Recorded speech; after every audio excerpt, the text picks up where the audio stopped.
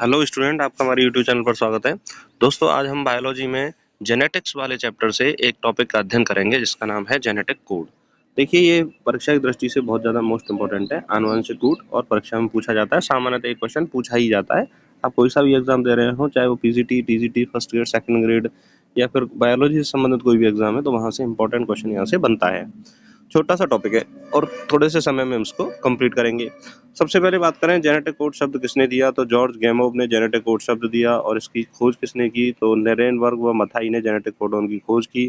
इन्होंने सबसे पहले फिनाइल एलानिन एमिनो अम्ल को कोडित करने वाले कोडोन की खोज की, जो कोडोन है triple U phenyl alanine amino अम्ल को कोडित करता है।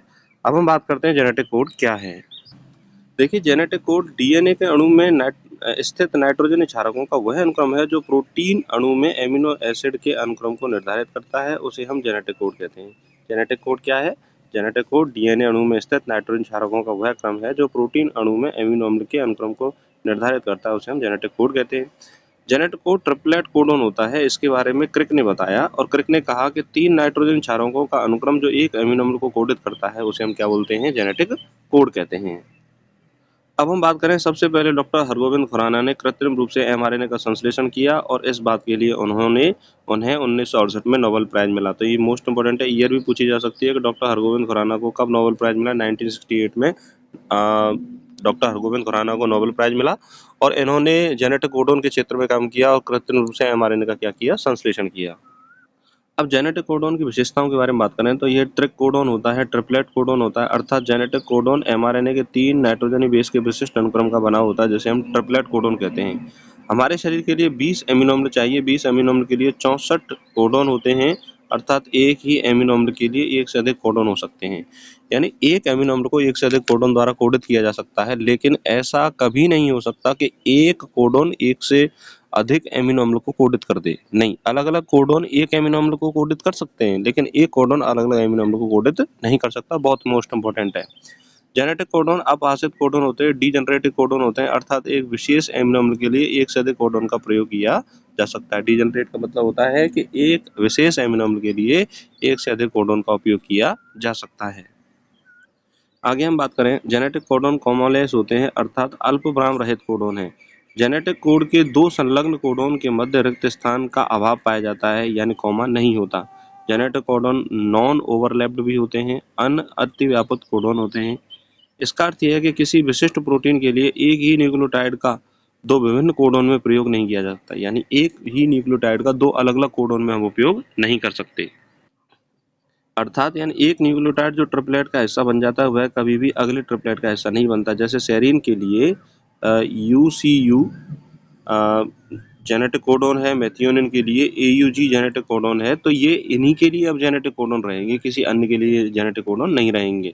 और अनअतिव्याप्त का मतलब ये होगा, नॉन ओवरलैप्ड का मतलब होगा कि भाई 3 जो है कोडोन है वो अलग-अलग एमिनो अम्ल को कोडित करें, जैसे ट्रिपल यू फिनाइलएलानिन को, सीयूसी ल्यूसीन को, जीयूए वैलिन को। तो यह स्थिति क्या कहलाती है? नॉन ओवरलैप्ड है, जो जेनेटिक कोडोन में मान्य है। ऐसा कभी नहीं होगा कि CAC फिर इसका तीसरा अगले के लिए कोडित करने में काम आ जाए, CTC फिर इसका CAG।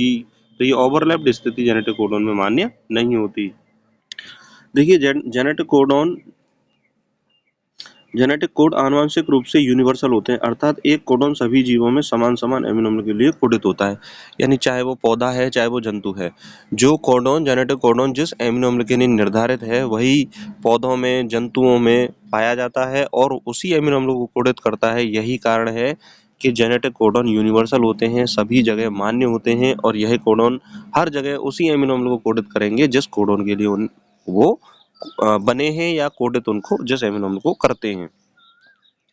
आगे हम बात करें कि जेनेटिक कोडोन आनुवंशिक कोड असंदिग्ध नॉन एम्बिजियस होते हैं, अर्थात एक एमिनो अम्ल को एक से अधिक कोडोन द्वारा कोडित किया जा सकता है, परंतु ऐसा कभी नहीं होता कि एक ही कोडोन अलग-अलग एमिनो अम्ल को कोडित कर सके। देखिए, ये मैं चर्चा स्टार्टिंग में ही कर रहा था कि ऐसा नॉर्मली नहीं होता कि एक ही कोडोन एक से अधिक एमिनो अम्ल को कोडित कर दे, नहीं होगा।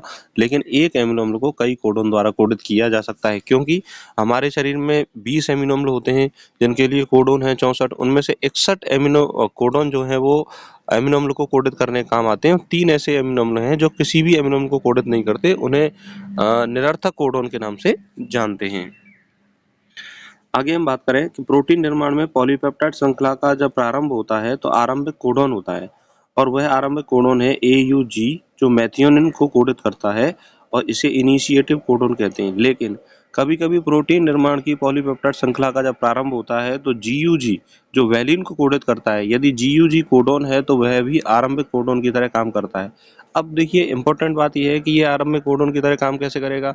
जब प्रोटीन निर्माण की पॉलीपेप्टाइड श्रृंखला के प्रारंभ में GUG कोडोन होता है तो वह कोडोन यदि प्रारंभ में GUG कोडोन यदि स्टार्टिंग में है तो वह वैलिन को कोडित नहीं करता, मेथियोनिन को कोडित करता है। दोबारा सुनो, वैलिन को कोडित नहीं करता, मेथियोनिन को कोडित करता है, और मेथियोनिन को कोडित करने के बाद इसे हम आरंभिक कोडोन कहते हैं। AUG आरंभिक कोडोन है, और कभी-कभी GUG भी आरंभिक कोडोन के रूप में कार्य करता है। तो ये इंपॉर्टेंट क्वेश्चन है जो परीक्षा की दृष्टि से बहुत ज्यादा इंपॉर्टेंट है, और ये पूछा जा सकता है आपसे, इसको आप याद रखो। आगे हम बात करें, देखिए पॉलीपेप्टाइड श्रृंखला का जब प्रोटीन निर्माण की पॉलीपेप्टाइड श्रृंखला का दी एंड होता है तो उस समय समापन कोडोन काम आते हैं, और समापन कोडोन 3 होते हैं। तो समापन कोडोन कौन कौन से होते हैं? UAA, UAG और UGA। ओक्रे, अंबर, ओपल। ओक्रे, अंबर, ओपल, ये तीनों समापन कोडोन किसी भी अमीनो अम्ल को कोडित नहीं करते, इसीलिए इन्हें निरर्थक कोडोन या नॉनसेंस कोडोन कहा जाता है। डायरेक्ट क्वेश्चन परीक्षा में ये क्रम भी पूछा जाता है कि पहले कौन सा आता है, फिर बाद में कौन सा आता है, और उसके बाद में कौन सा आता है। तो याद रखें, ओक्रे, अंबर, ओपल, UAA, UAG और UGA ये निरर्थक कोडोन, नॉनसेंस कोडोन के रूप में उपयोग में लाए जाते हैं।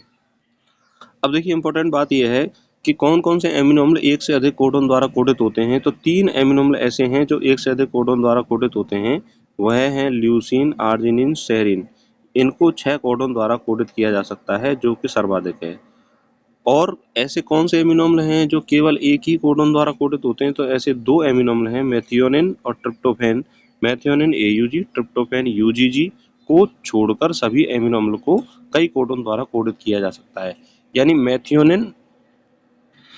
मेथियोनिन और ट्रिप्टोफैन ऐसी एमिनो अम्ल हैं जिन्हें केवल एक ही कोडोन द्वारा कोडित किया जाता है, उसके अलावा अन्य कोडोन द्वारा कोडित नहीं किया जा सकता। और बाकी जितने भी हैं उन सबको अलग अलग कोडोन द्वारा, किसी को 2 से, किसी को 3 से, किसी को 4 से, और मैक्सिमम कितने से? 6 से किया जा सकता है। तो हम मेथियोनिन और ट्रिप्टोफैन एमिनो अम्ल को जो कोडोन है AUG और UGG को डीजनरेटेड कोडोन कह सकते हैं। क्या बोलते हैं? डीजनरेटेड कोडोन कह सकते हैं। अब देखिए क्रिक के द्वारा बूबल हाइपोथेसिस दी गई। क्या दी गई? बूबल हाइपोथेसिस, बूबल संकल्पना दी गई। ये क्यों दी गई? ये डीजनरेसी इन जेनेटिक कोड या आनुवंशिक कोड में अपहास के लिए बूबल हाइपोथेसिस को दिया गया। बूबल हाइपोथेसिस क्या है? इसके अनुसार किसी भी कोडोन की विशिष्टता प्रथम 2 न्यूक्लियोटाइड द्वारा निर्धारित होती है, अर्थात तीसरा न्यूक्लियोटाइड महत्वपूर्ण नहीं है। यानी उसका तीसरा जो न्यूक्लियोटाइड है वो इम्पोर्टेंट नहीं है। अगर कोई भी न्यूक्लियोटाइड जो है जेनेटिक कोड किसी भी न्यूक्लियोटाइड को कोडित कर रहा है तो 2 ही कोडोन की आवश्यकता है, तीसरे की आवश्यकता नहीं है। यह कहता है जेनेटिक कोड की बूबल हाइपोथेसिस, जैसे किसने दिया था? क्रिक ने दिया था। तो सभी स्टूडेंट से कहना चाहूंगा कि आशा करता हूं कि आपको ये चैप्टर जेनेटिक कोड, बहुत छोटा सा चैप्टर है, तो आपको ये समझ में आया होगा। और नॉर्मली एक क्वेश्चन यहाँ से परीक्षा में पूछा जाता है। देखिए पूरी जेनेटिक्स मैंने अभी नहीं पढ़ाई है, अभी पूरी जेनेटिक्स पार्टों में आएगी, तो आप उसका अध्ययन करते रहें। और बायोलॉजी के अन्य जो क्लासेज हैं वो भी डाली हुई हैं, उनको जरूर देखें, निश्चित रूप से आपके लिए बहुत ज़्यादा लाभकारी होगी।